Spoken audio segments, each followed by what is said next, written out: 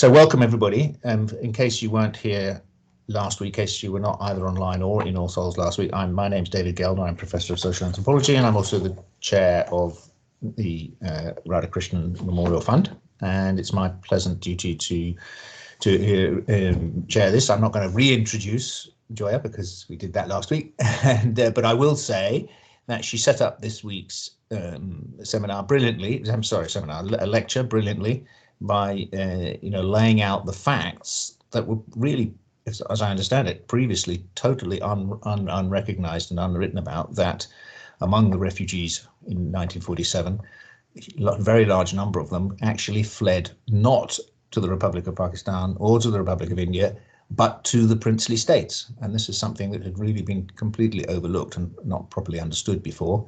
And I think this week we're going to find out why, or what they, or at least have some inclination about what people thought they were doing in this. So Joya, over to you. We look forward to this very much.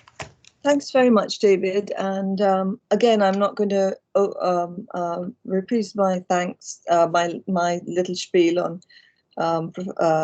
Radhakrishnan. Sorry, Divakar.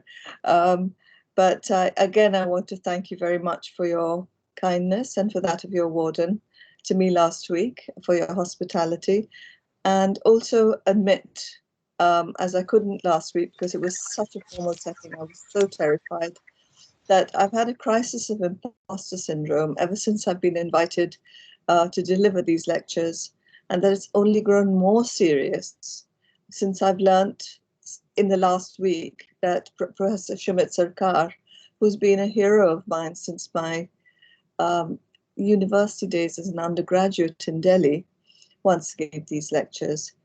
So I'm even more kind of overwhelmed really to be here and to be giving these at all. So I start here.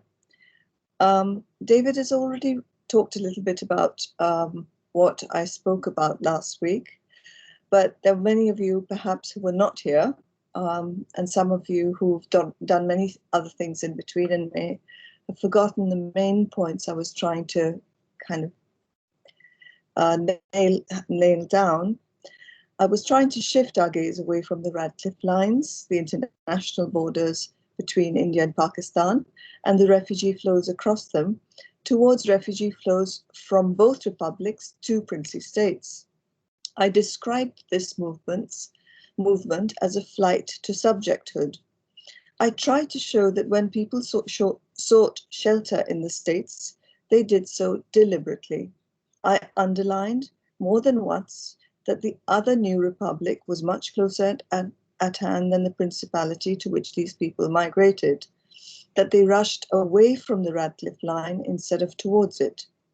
I also showed that this phenomenon was not limited to major princely states, and that even the smallest states were flooded with refugees. And I promised, as David mentioned, that in this lecture, I would try to think with those refugees and with those subjects whose footsteps I hope that we could now hear and that we perhaps won't be able to forget. So what were they doing? They haven't left many traces, and I will be discussing those traces that they have left. But obviously the dispositions and ideas and hopes and fears that animated these choices regard a deeper engagement with what it was about these states that made them such popular destinations.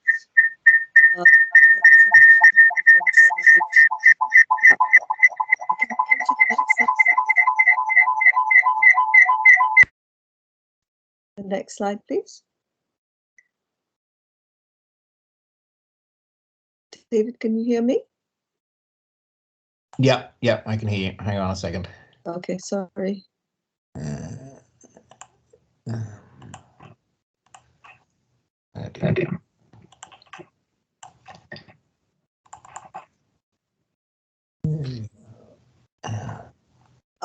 There we are. So this is just the start, the starting point and the theme of the lecture. Why seek the shelter of a princely state after independence? It seems like a very strange thing to do. And so I'm going to try and ask this question and ask really why it was these states were such popular destinations in the harshest of times for the people of the subcontinent. Indeed, do these huge movements demand that we re-examine the metaphor of the hollow crown? I personally have come to the conclusion that they do. My answers, however, are still tentative, and I really welcome critical questions of the sort that I got last week, particularly the ones from Rohit Datta Roy and Mrinalini Sinha that came lobbing from a gallery that I couldn't see right at my head. That was wonderful. More, please. Last week, Rohit Datta Roy, whom I know well, from the audience suggested that part of the answer must surely be the fact that these states, large and small, appeared to offer a measure of constancy in a terrifying world of change. Of course, this is part of the answer. This constancy was a consequence of British rule, and its policy of subsidiary alliances after 1918, the consequence of which was the rebellion of 1857, which had ensured that no state, however small, failed. Hence, many small dynasties, which in theory might have been absorbed into other polities, survived, and their very longevity seems to have fostered, in theory, the popular belief that in 1947, that people thought that even the tiniest of little kingdoms would somehow endure, even as large parts of British India dissolved into chaos. However hollow were the crowns that princes wore in miniature principalities, perhaps migrants seemed to think that the heads that wore them would not tumble. Certainly, this was the argument that was outlined before partition, 20 years before partition, by the distinguished scholar statesman K.M. Panikkar, born in Travancore State, who went to serve as a secretary of the Chamber of the Princes, and then to serve as a senior advisor of Bikaner State and Patiala State, and also at Aligarh Muslim University. This argument at the point of integration of the princely states was taken up by V.P. Menon and the Indian States Ministry to delegitimize the states as basically British creations and British collaborators with a big C. So there's some complexities about this argument, and I have reservations about accepting it holus bolus. You see, I mean, it's both right and I think wrong. You see, many of these little kingdoms could trace their lineages back to the 16th century, if not long before that. They had flourished under Mughal rule, particularly the era of Mughal peace. They had been vassal or tributary states of the emperor, the Mughal emperor, before they were subsidiary allies of the British. So there's a longer pattern than just the history of modern India as we understand it as British India, that these kingdoms have. And we need to bring that into the open if we are to understand what's going on with these states and the people who are in them or are seeking shelter in them. Meanwhile, we can't assume that these states are somehow apart islands afloat in British India which have no connections with what's happening around them. They too are in India at the very same time as British India. I mean, the sort of idea of a lack of contemporaneity which has beleaguered this subject has got to be gotten rid of. And it's a fact, of course, that the states themselves were facing the crisis of accession and integration, which was a rapid, sudden, and in many cases, deadly threat. and also facing crises of refugee flows, while India was facing, India and indeed Pakistan were also facing crises that were of major proportions. So it's not as if these states are kind of peaceful oases, although Anna Bigelow has given a really strong sense that that was the case. So we must dig deeper, and we must open our minds to the possibility that the people who ran in these directions, or simply stayed put in states like Tonk, which is on this opening slide, may have preferred being a riaya, or a subject of a Nawab, Raja, Jam Sahib, Rani Sahiba, or a Begum, rather than being citizens of a liberal republic. Look, I get that this may be uncomfortable territory for all of us from our 21st century viewpoints, wherever we stand on the ideological spectrum. Nonetheless, we are very used to the discourse and performance of citizenship. But I still think that we cannot ignore what millions did because of our own ideological positions, because that gets in the way of history. It does history a disservice, and it does the object of our history, the subjects of our history, and a really grave disservice as well. We have got to try and look at this for what it is, even if the subject matter doesn't make us feel at ease with ourselves. So why might this have been the case? Let's approach it seriously. So I've tried to understand this by digging more deeper into history and by working with tools used by anthropologists. Now, big caveat here, I'm not trained to do either. I'm not a historian of the Mughal Empire, certainly not a historian of the period before the Mughal Empire. I'm no Dick Eaton here. And nor am I an anthropologist. Sorry, David, Nayanika, Hans, Adab, but I am just who I am. So my answers are very rough and ready. And I've basically tried to read widely around the subject to try and figure out what all of this meant or could possibly have meant. So these ideas are essentially my best approximations at this point in time at what might have been the truth.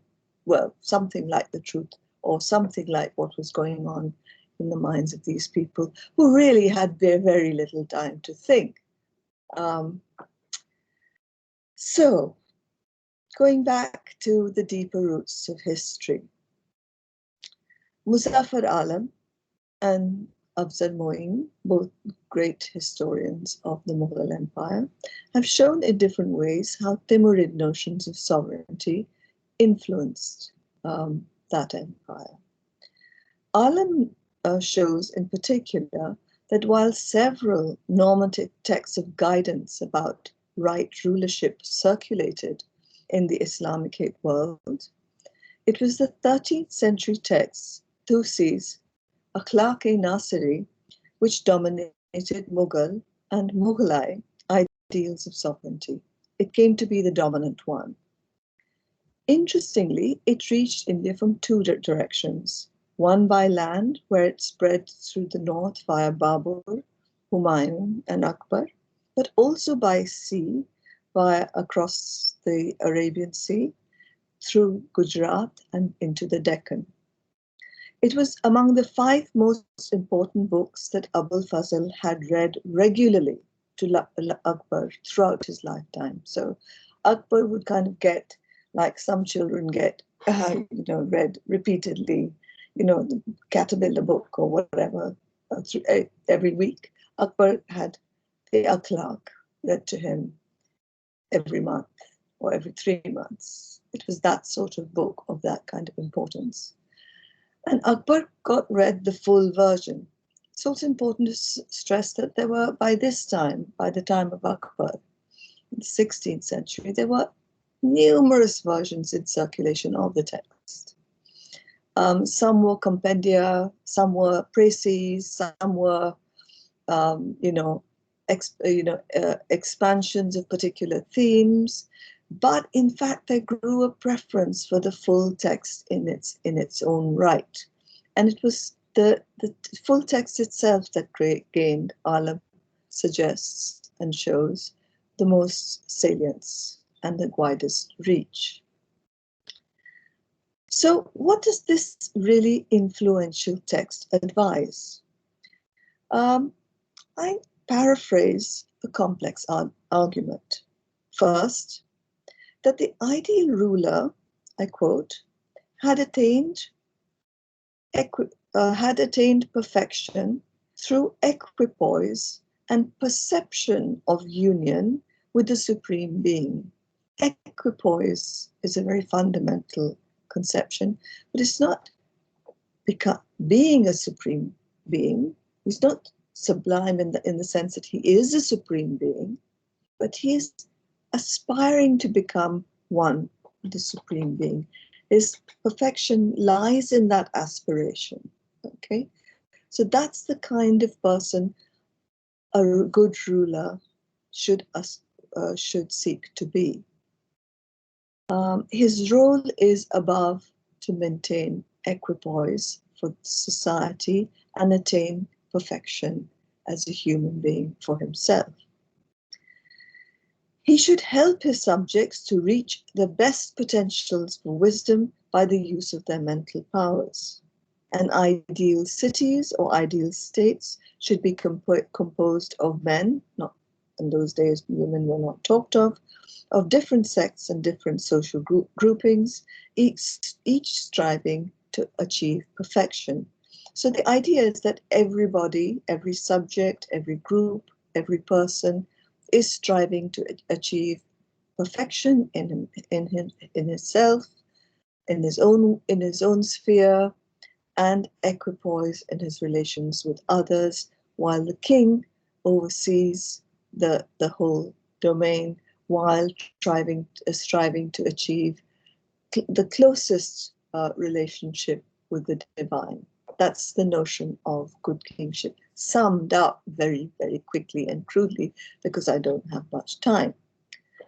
But Tusi recognizes that such harmony is rare, and that conflict arises in society, and that the ideal monarch must therefore base his rule upon justice.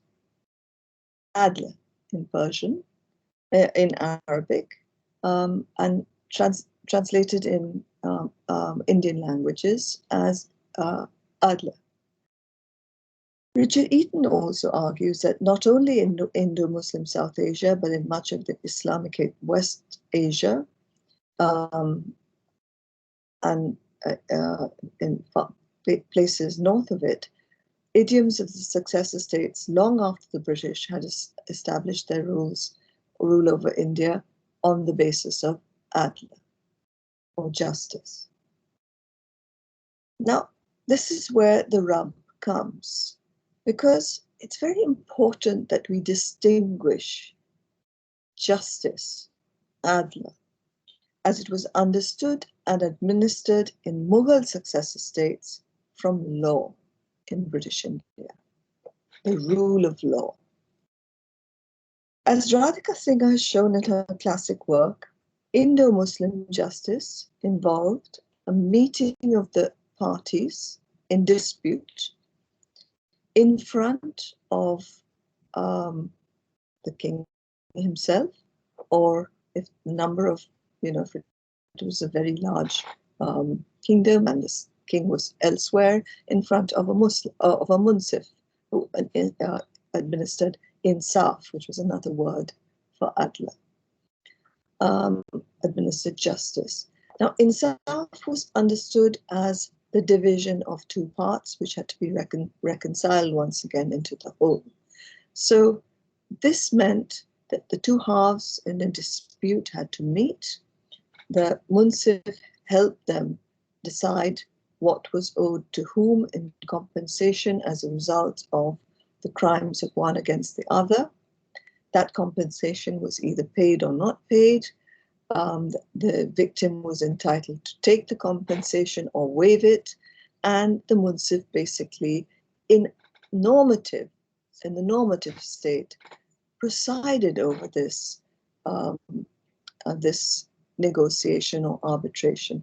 What he brought to the table and what the king ideally brought to the table was his wisdom in these arbitrations, and above all, his desire, his striving to restore the kingdom at the tiniest level to the relations of equipoise, so that every single small dispute could be resolved. That was the notion of adla or justice. So all crimes are committed against a person, and all, if you like, disputes are administered in such a way that persons pay persons for their crimes. The state only arbitrates. Under law in British India, by contrast, all crimes are committed against the state. You have the interest. You have the creation of the concept, or the importation of the concept of penal law, of penal codes, of Napoleonic codes of conduct and jurisprudence.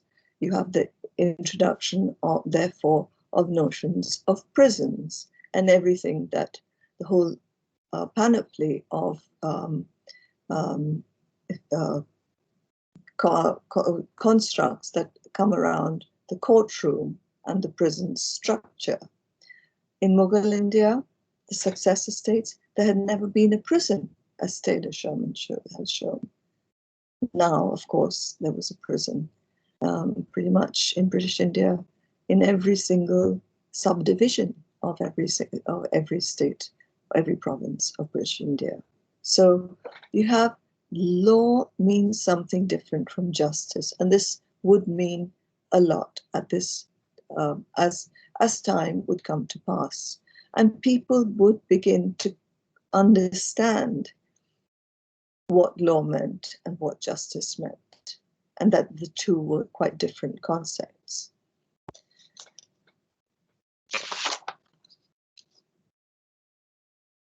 That these concepts of justice were live in the mid-20th century is shown by the number of petitions to big and little kingdoms.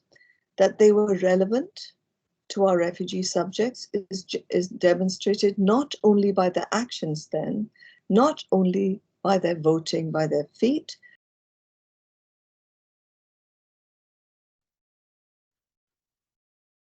subjecthood in 1948 and 1949, they wrote a number of petitions which say something important about their hopes of the states.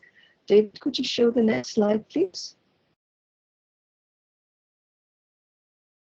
So here is a handwritten to the Sabha of Khalsia state. Again, it's a tiny state, literally, a few miles. This is simply the last paragraph of a very long letter, handwritten letter, in full which it takes up 3 pages. And it begins with the usual flowery opening of a petition, which I'll show you in a minute. But I want you to focus on this last paragraph of what the postmaster of Okara, Abdul Wahid Khan, expects of the Rani Sahiba. Having all but 4 of the members of his 61-member household, he was destitute and helpless. And with the name of justice, we demand from your highness that full justice may please be meted out by taking the culprits to task and granting us compensation of the whole loss, hoping for justice and early reply. So just in this one closing paragraph, he's mentioned justice, Adler, 3 times. In the whole letter that comes before it, it's littered everywhere, all over the place. So any notion that the fabric or the ideals or the normative richness of this concept has been lost along the way is simply not, doesn't stand up in the face of these letters. There are many testaments. I obviously don't have time to show you all, so I'm just going to show you a variety. David, can I have the next slide? So I think now this picture, I showed it to you last week, and I pretended that it was one taken by Margaret Bourke-White or Henri Cartier-Bresson. It in fact is not. It's a stray picture taken by a random photographer of random people walking. It's a beautiful picture. But now I think if we think about the postmaster of Okara and we think, you know what? Maybe these people walking were in fact people walking with these ideas in mind. Who knows? We can look at this picture then in different ways. David, the next slide, please. So this is another picture from Muhammad Zamir to the Maharaja of Jodhpur, who, as you recall, was very important in the whole story of princely states from last week, if you were here last week. Now you can see that here there's a little bit of the opening. I've kept a little bit of the opening, very kind of flowery references to the exalted highness, the deference, and so on, and begging to say this, and sympathetic consideration. These are the normal terms that are used in a petition. And he tells his story, and he is offended in his letter. He's offended by the insolence, by the ways in which the Maharaja's own guards have behaved to them at the customs boundaries. And he wants the Maharaja to basically get the take these people to task and get their goods returned to them.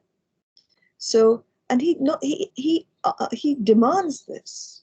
He demands it as a right of a subject, that this insolence be addressed and that his goods be returned to him. He expects the highness to deliver this right. So there's a language of haq and of adhikar. Both words have rich backgrounds in Indian languages, which mean something very close to rights, but not rights as in Tom Paine or rights coming from the Enlightenment tradition. These are rights coming from a different tradition. Nonetheless, they suggest that the subject bears some rights of a certain kind. David, could we have the next slide, please? This is one of my favorite ones because this is a telegram from people from Nyasaland, a community of diasporic migrant workers from Nyasaland in Africa, who have learnt that after Junagadh's incorporation, annexation, whatever the words that were used at the time, many words were used for what was in fact the violent building of the Indian nation state, and the Junagadh king's flight to Pakistan, there was a huge outbreak of violence in the area surrounding, in basically the Saurashtra, Kutch, regions of India. And there was a rape and kidnap and all the things that these Muslim subjects of Kathiawar are talking about. And they are writing about they are from Kutiana, Bantra, and Rajkot in particular. And Rajkot is where Gandhi grew up.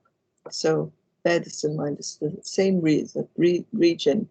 Also bear in mind the swiftness with which the news from Kathiawar is reaching southern Africa. So the idea that people didn't know what was happening in different parts of the country does not stand up. People knew what was happening. People had ways of knowing what was happening. And people acted in different ways with some knowledge of what was going on. And so now this person or this group of people do not know who to appeal to. In desperation, they appeal to Mountbatten. Now, Mountbatten is a subject of a different kind. He's a subject of the King of England. But the subjecthood of a King of England is, again, a very different type than being a subject of a prince of the King of Junagadh. So, but nonetheless, he's using that language, or the two different registers, to try and get Mountbatten's intervention. He failed, in fact, because Nehru sent him back an extremely curt reply. I mean, obviously, it was one person who wrote this telegram on behalf of a group of people. Nehru wrote back a very curt reply rather than Mountbatten, and because Mountbatten had no idea how to deal with it.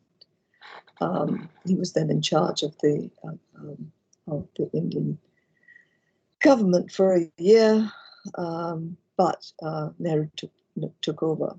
So at which point, I guess, the people of Nyasaland understood that they had lost what they had in Junagadh and that they were never going to get it back. Anyway, so just to return to my point, it's this whole thing, this idea that they want protection and justice. They want easy coordination and quick solution, etc. They want immediate action, immediate solution to their problems. And that comes through in all of the petitions. Now, even the government of India, in one of its white papers, admitted in 1950 that in almost all the states, owing to the size and the compact nature of the territory, the existence of what it calls autocratic government made for easy coordination and quick solution of such problems as attracted the ruler's attention and interest. This swift dispensation of justice, it uses the word justice, by darbars, however small, compared favorably with the lumbering, opaque, and expensive courts of British India, where justice it was, if not delayed, then denied, then endlessly delayed. While most states did not have laws recorded in codes accessible to the people, often simply borrowing the laws of British India mutatis mutandis and applying them or not applying them, mostly the latter. The decree, I quote, of the ruler was law. In a number of cases, the ruler not only constituted the source of justice, but also personally administered it. In practice, the postmaster of Akara's appeal to the Rahimi Sahiba for justice is intelligible when viewed through this lens. But from a contemporary Indian or Pakistani vantage point, these were all remarkable expectations. If we take ourselves back to 1947, 48, when all these people were moving around, Nonetheless, the expectations that people could be compensated swiftly, resettled justly, helped to get to where they want, and having torturers or people who raped and committed crimes against them delivered quick justice. These were ludicrous expectations of the two new modern nation states. Neither state had the capacity or indeed the will to rehabilitate refugees with care or dignity. Yet here were refugees expecting all this from small states with few resources or what we would recognize as substantive state capacity.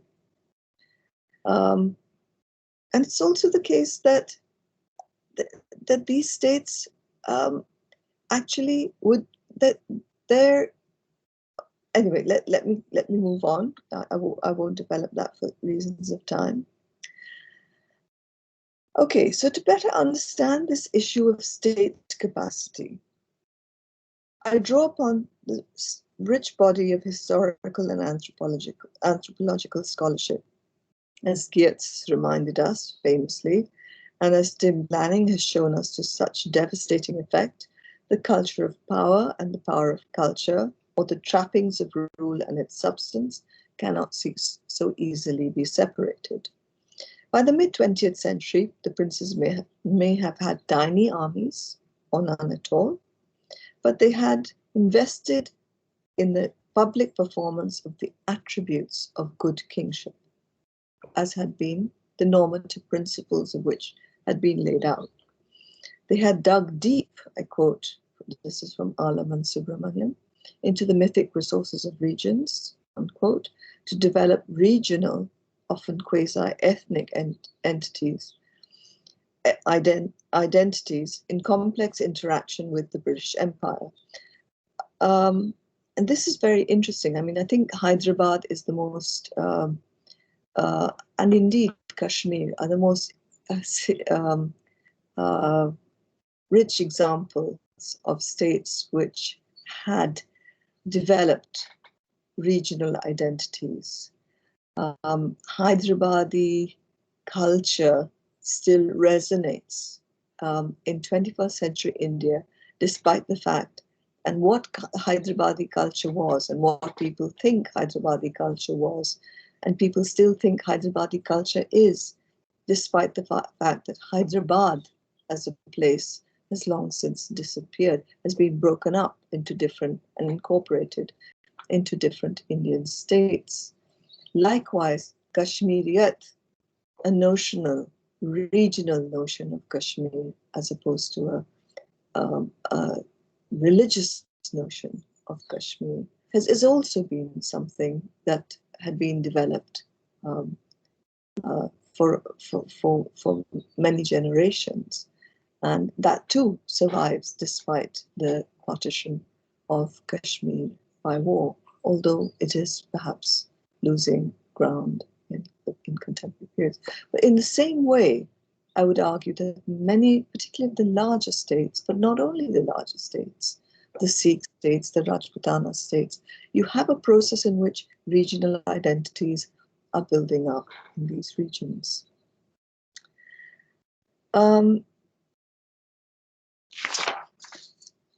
I also borrowed Timothy Mitchell's concept of the state effect. Mitchell argues that the state exists not only in a material sense, as a set of institutions, which it surely does, but also as ideas. Put simply, people imagine the state in ways that are often rather more coherent than the state as it is materially practiced. This coherence in the popular imagination was at play, I suggest, in princely states too, just as it was in modern post-colonial states. For reasons that have partly to do with the sublime qualities of state effect nurtured, deliberately and continuously in these kingdoms, I suggest both subjects and would-be subjects believed that Nawabs, Rajas and Ranis would and could protect them more effectively than the Indian army or the Pakistan army. the Indian army, in whom Pataudi wrote, they had lost all confidence, despite the fact that most princely state had no armies whatsoever. I mean, the whole point about the subsidiary state system was that the states would have no armies and the British would protect these states from outside. So the largest armies, which were of Hyderabad, were of roughly about 4,000 people for a huge state. And Patiala had, which is also a big state, had about 1,000 people in its kind of vague army, artillery. These were very, very, unreal states in one sense, with very little capacity. So what is the reason that people believe so much in this state capacity, or that these people can deliver what they want? Were these hopes fueled by popular awareness of contemporaneous practices of modern kingship? It seems very likely. Recent scholarship suggests that despite British attempts to bend the principalities to their perspectives and to rule them firmly, if indirectly, Rajas and Nawabs found ways of resisting British intrusion in critical areas of courtly life, religious affairs and secular patronage, and inventing and above all performing new duties of kingship, or Raja Dharma, by which they established novel modes of minor sovereignty, as Eric Beverley has described it, over their subjects. You see, the thing about British rule after 1857 and Victoria's proclamation of 1858 is that the residents largely refrained from interfering in what they understood from their Western, indeed Protestant perspective, to be purely religious affairs. The princes and their often brilliant chief ministers were no fools. They could see that this was an area in which they could maintain and in fact expand their sovereignty and also their legitimacy. Their emphasis then on the sublime dimensions of their leadership thus grew rather than diminishing. This was not a new idiom of rule in the subcontinent. Richard Eaton dates it back to pre-Mughal times, noting that both Hindus and Muslim rulers had, since the 14th and 15th centuries, embraced particular titulary deities or shrines. They prayed at them, paid for their upkeep, and performed, as publicly as possible, religious festivals dedicated to them. They also built in ways that highlighted or blurred, depending on the way you look at it, the link between the sovereign and the sublime. Akbar, for instance, David, could I have the next slide? Built a tomb for his father, Humayun, close to the shrine of Nizam al-Din Aulia, who was one of the most famous sheikhs of Asia. People still come from all over the world to pray at this shrine. A shrine to Salim Chishti. Next slide, please. David. A shrine to Salim Chishti sits right at the heart of Akbar's new capital city of Fatehpur Sikri. I don't know whether you've actually noticed it. I've been to Fatehpur Sikri myself several times. It's a place I love, but I haven't actually noticed the location of the shrine within the fortress. And you will notice that it's at its heart. And no doubt this is no accident. And of course, Akbar was a great devotee of Salim Chishti. And Salim Chishti, he believed, was the saint who gave him 2 sons. And he paid for the upkeep of the shrine. He prayed there regularly all his life, etc. And there it stands. Architecture, as Alison Shah points out, is an important source. It's well worth paying attention to it when you don't have written archives. So the 19th century, 90 years preceding partition witnessed a hugely expanded worship of tutelary deities in princely states, and the patronage of religious festivals and observances, notably Dasara, Ram Leela, and Muharram, in the performance of which kings and courts played a central part, and which, as Pamela Price has noted, enabled these kingdoms to be perceived as divinely protected areas. So what's happening then is that princes are, if you like, enhancing the notion that the divine tutelary deity, the divinity, is protecting their areas even when they have no armies, through their activities, their own personal activities of devotion to the divinity, that particular divinity that protects their state. The proper and increasingly public performance of these festivals by the Nawab, the Rao Sahib, or the Rani Sahiba was intended to reassure subjects that the kingdom would be protected by the divine grace of God or the regional tutelary deity. In Mysore, for instance, or Dasara, during Dasara, the tutelary deity Chamundeshwari slays the demon Mahishasura. And that just grew more elaborate, more and more elaborate as the 19th century drew to a close. As a resident observed in 1889, the Maharaja sits in the Dasara festival, or Dasara ceremonies, as a god to be worshipped by the people. He assumes a sacred character, and if not God himself, is held to represent for a time kingly divinity. In this capacity, he presents himself to the homage, if not the adoration, of the people. He sounds, in this quote, rather bewildered. You can get the sense that something is happening that is undermining his authority, but he can't quite put his finger on what it is. This is, after all, the religious.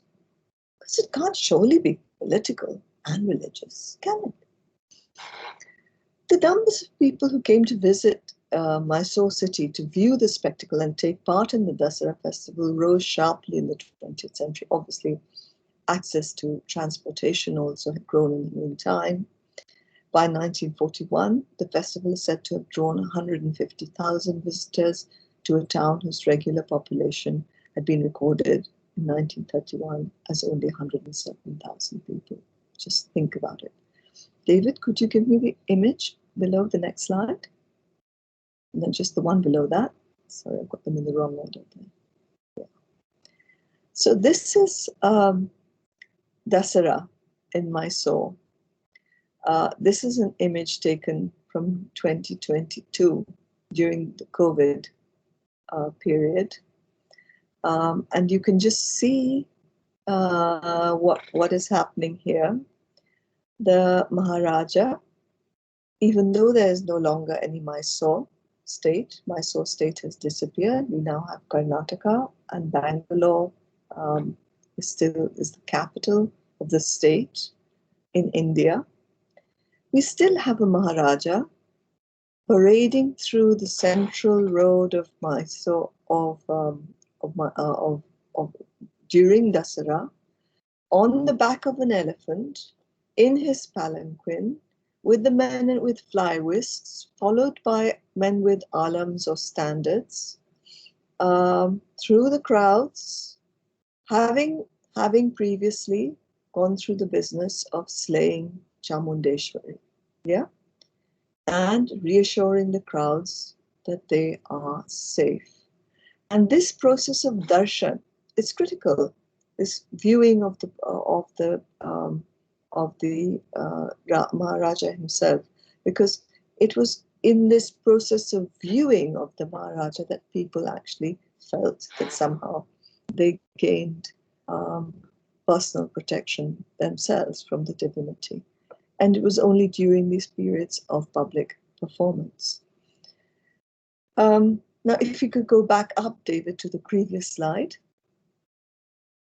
This is another one. This is the Ram Leela at Ramnagar, which is also another classic.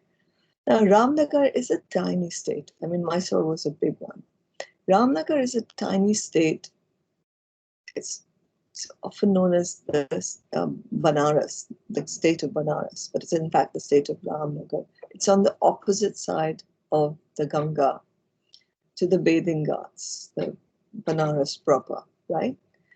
And the Raja of Ramnagar had set up so in the perhaps early 1800s, this Ram Leela. And it is the largest and longest Ram Leela in any part of the world. In many ways, and has remained classical in the sense that it has child performers all below the ages of puberty as in the main roles, but it also has Ramayani chanters who throughout the 31-day performance, which Ram Leela elsewhere is never more than 7 or 10 days at the most. Here it's the full Ramayani chanters sing or chant the Tulsi's Ramcharitmanas throughout the whole the performance, and many major scenes of the Ramcharitmanas are played out at different parts. There's a whole part of Ramnagar which is devoted to Ram Leela, and where the Raja has created different sites for, say, Lanka or Janakpur or Ayodhya or X or Y. So people move, the crowds move, these crowds that you're seeing move from place to place to place. So imagine the power of a state like Ramnagar, in the sense of that he has been able to accrue just through his merit. I just want to tell you a little bit about the finale of the Ramnagar Ram Leela, where the Maharaja himself appears to again, like the Maharaja in Bangalore. It's not shown on the slide, but I wish I could show you a film of it. But what happens is in the great finale scene, you have what's known as the milap, the meeting of the two sets of brothers who've been separated by 14 years of exile. And you have Ram and Lakshman on one elephant and one palanquin on one end of a great platform. And then you have the other three, Bharat and the twins, Nakul and Sahadev, on another elephant and palanquin at the other end of the platform. And then in the middle of them, you have the Maharaja on a palanquin and an elephant. So he's on the level of Ram, the sacred and divine, but he's not quite sacred and divine, because what he does is that he goes round with his elephant and perambulates Ram's party before the milap scene occurs and the two sets of brothers meet and embrace. So think about the role that the power of the sovereign and divine, sublime, play in meeting together these sorts of events. There's another really great example. The thing is that the idea that all of this had to be public was critical. This was performance. And they made sure that this was so. And the final argument I want to give you relates to Swami Vivekananda, who relates directly to Radhakrishna, because Vivekananda was the author of Vedanta, about whom Radhakrishna spent much of his life writing. Now, Sophie Jung Kim has written a brilliant work on Vivekananda's wanderings as a monk inside India before he goes to the World Parliament of Religions at Chicago. And as it turns out, by now we should no longer be surprised about this, that guess who was patronizing him but a number of princely states, sure enough. Limdi, Junagadh, Bhuj, Kathiawar, Mandi, and Ramnad, which is right now down in the south, played a vital role as patrons for Vivekananda's early career. This is after he's been declared a successor but of the Mutt, but hasn't really been able to establish his dominance over in it, let's say. So he's trying to find ways of accruing spiritual power, say.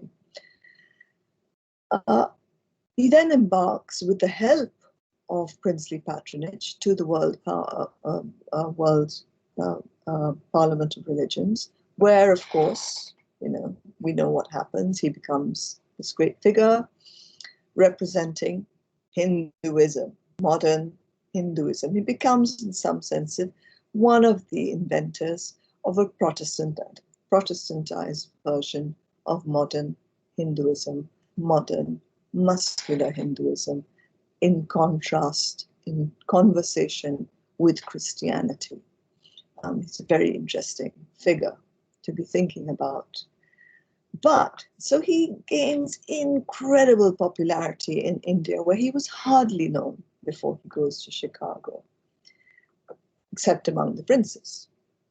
So he returns to India, having become a superstar, and then he comes back to Ramnad. And when he arrives in Ramnad, guess what happens?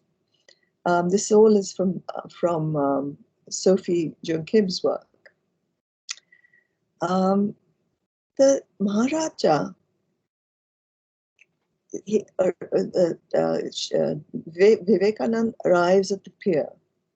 The Maharaja bows down to him. He helps Vivekananda onto the pier.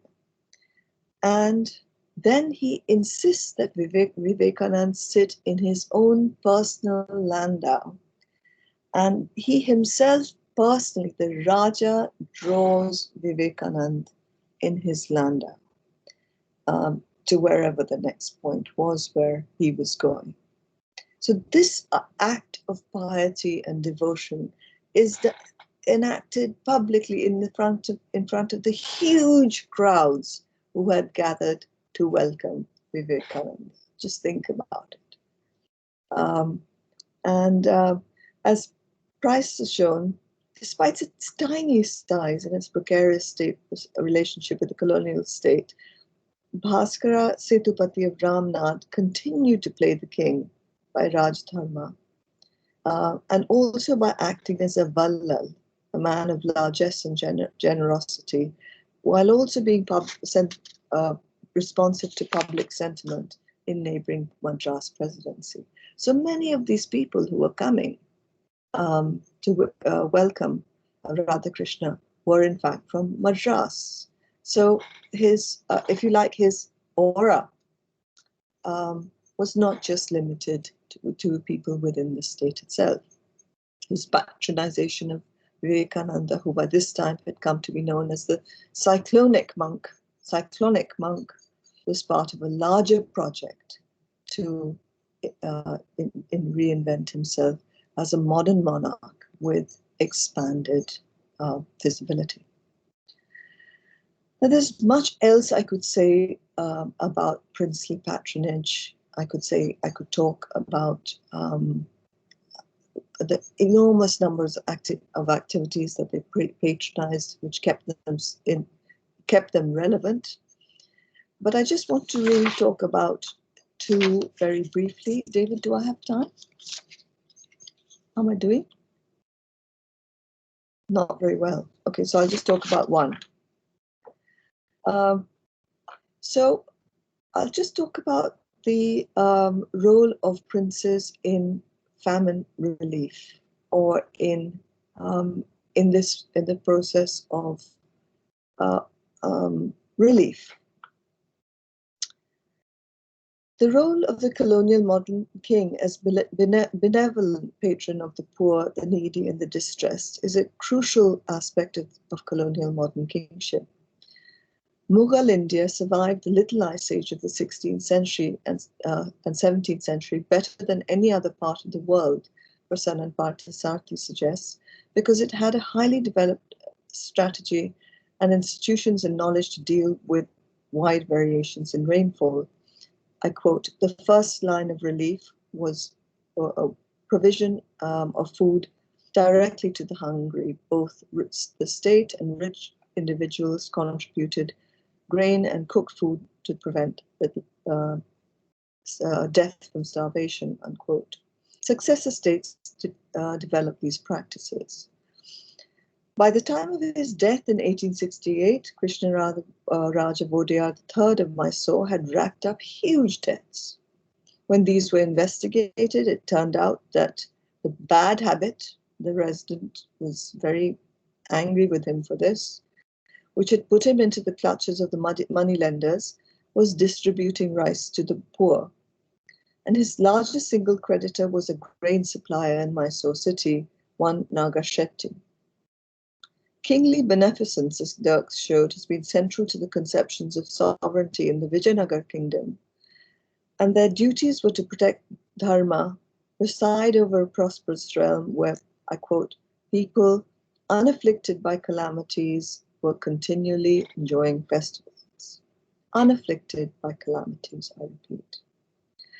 As famine grew more frequent and more deadly in the late 19th and 20th centuries, princes engaged with ever more energy in famine relief in markedly different ways than their British neighbours and overlords.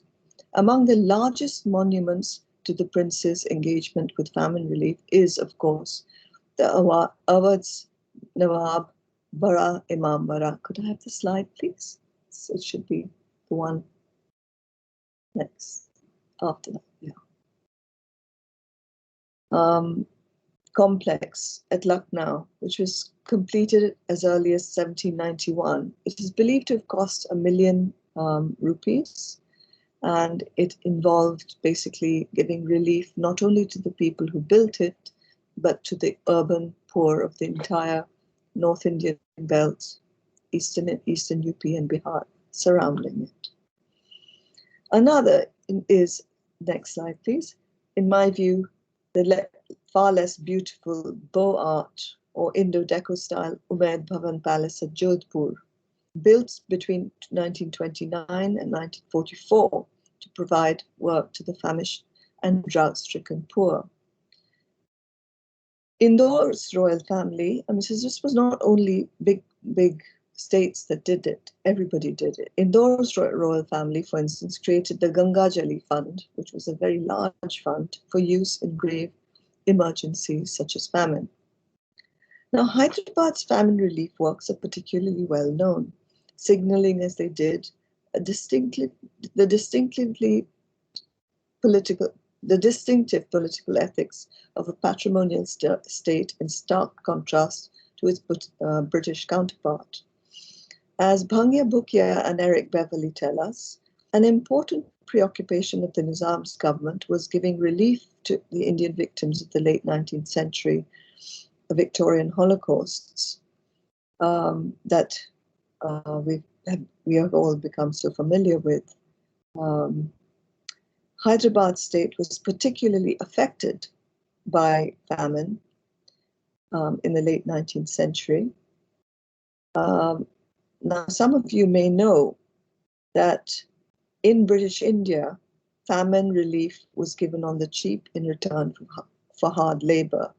During the Great Famine of 1866 to 78, terrible, widespread famine, The Famine Commissioner of India, Sir Richard Temple, had given survivors employed at famine works 1 pound of grain per person per day.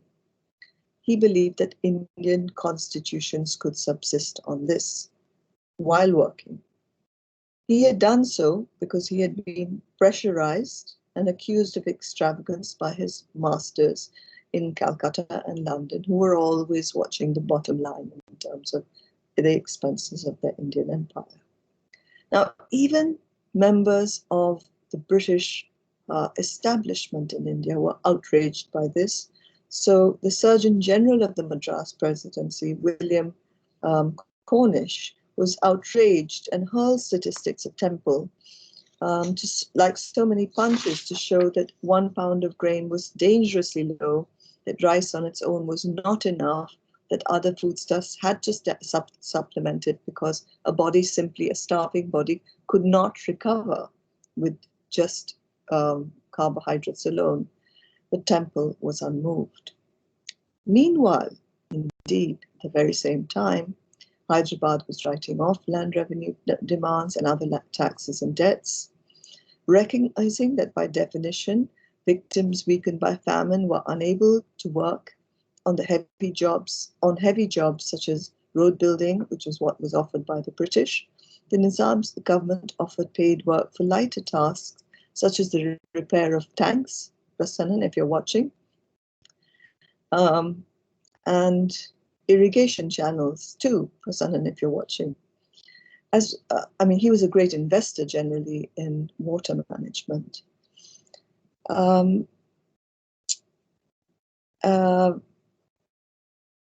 He also provided free victuals to those unable to work. He was also very caring to those who were unable to migrate to relief sites. So whereas the British government had particular sites for relief provision and everybody else, bhar mein ja, the Nawab would actually organize for relief to be taken to the sites where victims of famine were most affected, to the worst affected parts where people were unable to move because they were so debilitated. And he would even offer land for grazing and cultivation to new migrants from outside who had been suffering from famine. He would advertise that his famine relief was open to all comers. So during the years of the famine, people from outside the subcontinent, outside Hyderabad, would flock into it to take advantage of his famine relief policies. And then some would stay, some would leave. But the point is, the channels of migration to Hyderabad would be established by these measures, and flows would be established. So let me understand my point. The people of India thus had experience of 2 alternative systems of relief since the late 19th century, and indeed far longer.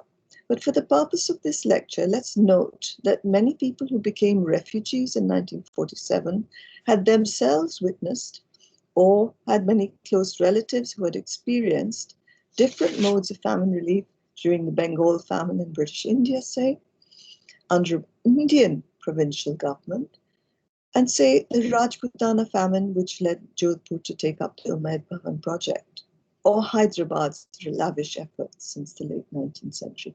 They had competing models right in front of them.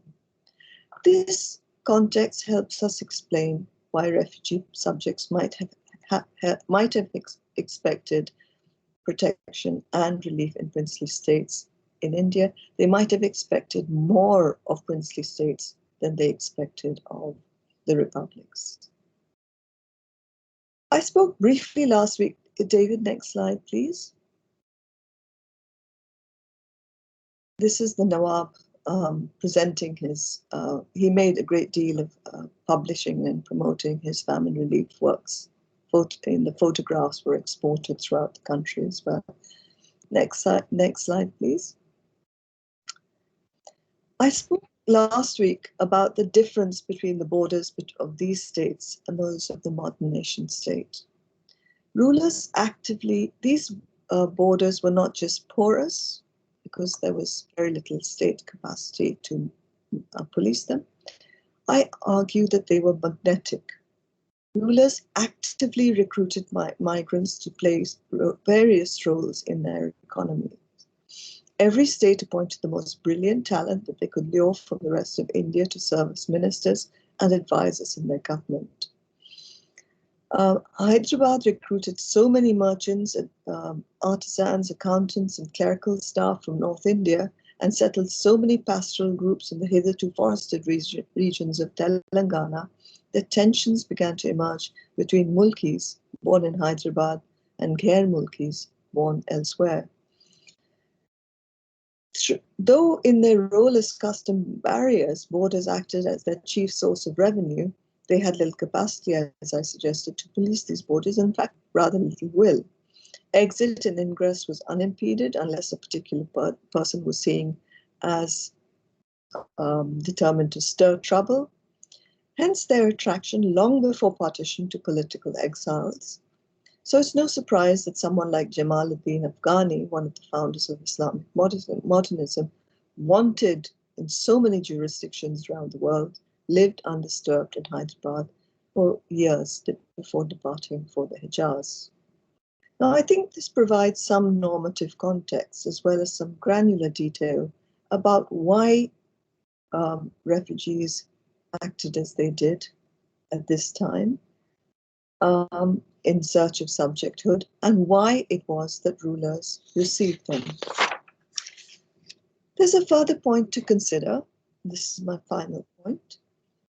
Berenice Guiwa-Rashad has argued in her recent book that borderlanders living in the vicinity of rival sovereignties after decolonization were comparing what each of them brought them in terms of positive and negative terms. Her work speaks of the anxiety-fueled encounter between independent India and the People's Republic of China along the eastern Himalayan border, and the migration of people between these two competing states. But her analysis has a relevance to the situation in the entire subcontinent in 1947, where huge internal border zones connected the princely states and the Republican dominions and their subjects. When Indian leaders, like their Pakistani counterparts, were struggling to manufacture state effect, it's not impossible to understand why so many inhabitants of these internal borderlands chose the protection of a princely state that seemed, at that particular moment, both more stable, more sublime, and more likely to offer protection above all justice than the two dominions that had yet to prove their capacity to govern and had displayed norms in the governance of rehabilitation that were repellent to their own values. There are many possible ways, then, in which the actions of these frightened people fleeing to the states and the princes and begums who received them might help us rethink the history of South Asia, its partitions and refugees after independence. Thank you.